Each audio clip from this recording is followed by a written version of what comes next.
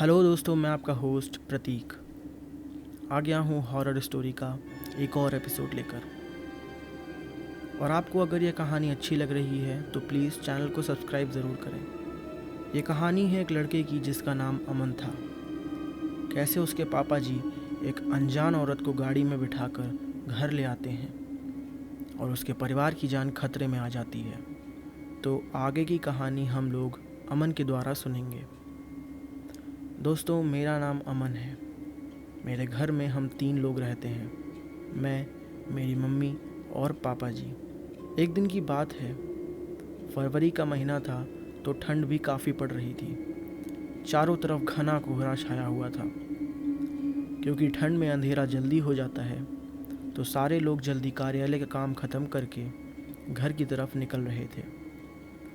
मेरे पापा जी उस समय के बड़े अधिकारियों में से एक थे। मेरे पापा जी गरीब मजदूरों के साथ हुए अत्याचार के खिलाफ आवाज़ उठाते थे और उनको इंसाफ भी दिलाते थे। उनका कार्यालय और समाज में काफ़ी इज्जत थी।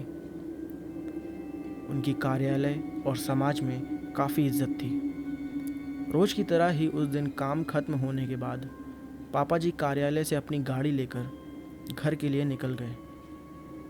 रास्ते में उन्हें बाज़ार से कुछ सामान भी लेना था तो वो अपने और साथियों से अलग हो गए।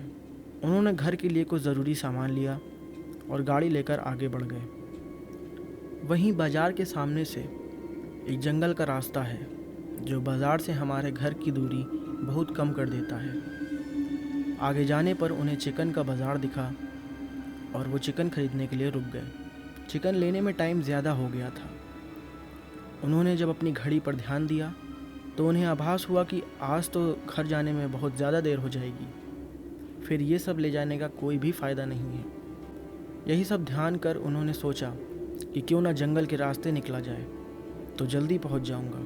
तो उन्होंने अपना रास्ता बदला और जंगल की तरफ अपनी गाड़ी को घुमा लिया। उस समय रात के 11 बज रहे थे। पापा जी काफ़ी तेज़ रफ्तार से गाड़ी चला रहे थे। तभी अचानक उन्होंने तेज़ ब्रेक लगाकर गाड़ी रोकी, क्योंकि अचानक कहीं से उनकी गाड़ी के आगे एक औरत आ गई थी और वो ज़ोर ज़ोर से रो रही थी। उन्होंने सोचा, इस सुनसान जंगल में ये औरत क्या कर रही है। उन्हें लगा कि कोई मज़दूर की पत्नी होगी जो नाराज़ होकर घर छोड़कर जंगल में आ गई है। तो पापा जी ने उस औरत से पूछा कि यहाँ जंगल में तुम क्या कर रही हो, लेकिन उसने कोई जवाब नहीं दिया और ज़ोर ज़ोर से रोने लगी। सारे जंगल में उसकी रोने की आवाज़ गूंज रही थी। फिर पापा जी ने पूछा, तुम्हारा घर कहाँ है, लेकिन वो कुछ भी ना बोली। तब पापा जी ने कहा, मेरे घर में रहना, सुबह अपने घर चली जाना। ये जंगल बहुत सारे जंगली जानवरों से भरा हुआ है। यहाँ रात में रुकना खतरे से खाली नहीं है। चलो रात भर यहाँ मत रुको। आज मेरे घर में सब के लिए खाना बना देना और कल सुबह तुम अपने घर चली जाना। उसने ये सुना तो झट से तैयार हो गई और गाड़ी में पीछे की सीट पर बैठ गई। सिर पर बड़ा सा घूंघट डालने की वजह से उसका चेहरा छिपा हुआ था। पापा जी जंगल में चल ही रहे थे। पता नहीं कहाँ से किसी की हंसने की आवाज़ें आ रही थी। वो आवाज़ कुछ अजीब डरावनी थी। पापा जी ने सोचा कि हो सकता है जंगल से आवाज़ आ रही है। वो ये सब अनदेखा करके आगे बढ़ गए। कुछ ही देर में पापा जी की गाड़ी घर के दरवाजे पर आ गई। हम सब घर में कब से उनकी राह देख रहे थे। गाड़ी रुकते ही पापा ने पूछा, आज तो बहुत देर हो गई है और सारे लोग घर आ गए हैं ना। तब उन्होंने सारी बात मम्मी से बताई और कहा कि आज खाना इससे बनवा लो, कल सुबह ये अपने घर चली जाएगी। इतनी रात को बेचारी जंगल में कहाँ भटकती, इसलिए मैं ले आया।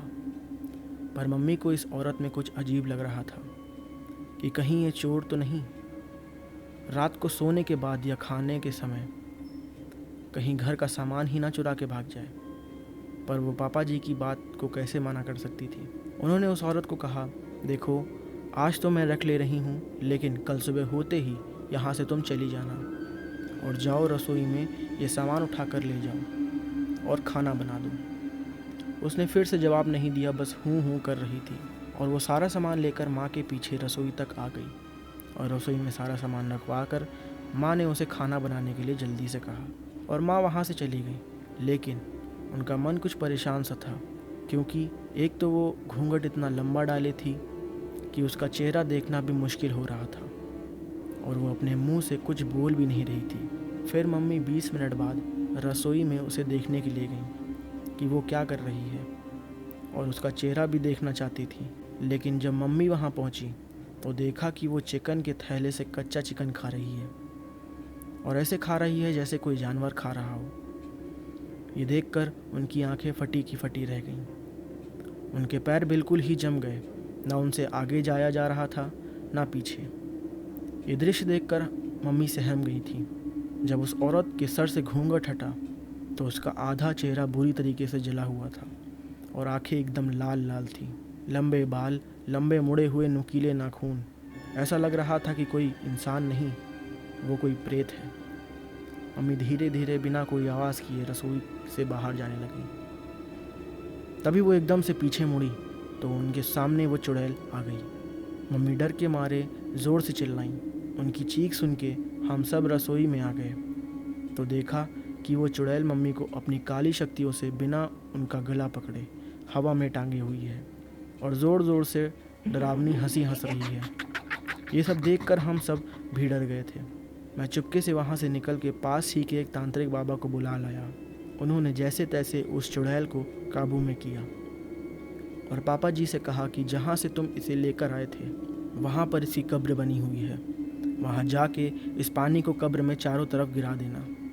तांत्रिक बाबा ने पापा जी को वो पानी दिया और पापा जी वहाँ से निकल गए। मैं मम्मी को देखने लगा। उनकी हालत बहुत ख़राब थी, वो बेहोश हो गई थी। लेकिन कुछ देर बाद उस चुड़ैल ने बाबा को अपनी काली शक्तियों से मार दिया। मैं घबरा गया कि अब क्या होगा। उस चुड़ैल की नज़र जब मेरे ऊपर पड़ी तो वो मेरी तरफ बढ़ने लगी। मैं जल्दी से जाकर एक अंधेरे कमरे में छुप गया, लेकिन उसका कोई भी फ़ायदा नहीं हुआ। उस चुड़ैल ने मुझे ढूंढ लिया था।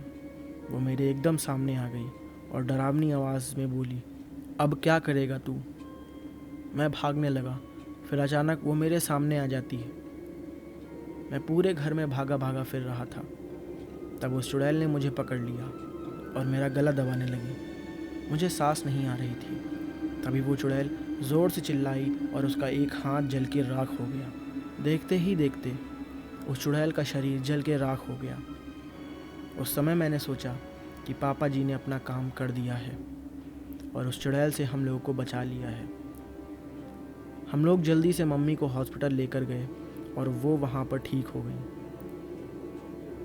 अगले दिन पापा जी ने सरकारी ऑफिस में उस जंगल वाले रास्ते को बंद करवाने के लिए कहा और बहुत ज़ोर और आवाज़ें उठाने के बाद उस जंगल वाले रास्ते को बंद कर दिया गया। उस घटना को मैं आज भी याद करता हूँ तो मेरे रोंगटे खड़े हो जाते हैं। और हम सब ने उस घटना से एक सबक भी सीख लिया है। सड़क पर किसी अनजान व्यक्ति को कभी भी अपनी गाड़ी में नहीं बैठाना चाहिए, वरना अंजाम बुरा भी हो सकता है। तो दोस्तों, ये थी आज की कहानी। आपको ये एपिसोड कैसा लगा कमेंट में ज़रूर बताइएगा और अगले एपिसोड के लिए प्लीज़ चैनल को सब्सक्राइब करना ना भूलें। मिलते हैं अगले एपिसोड में, तब तक के लिए अपना ख्याल रखिएगा।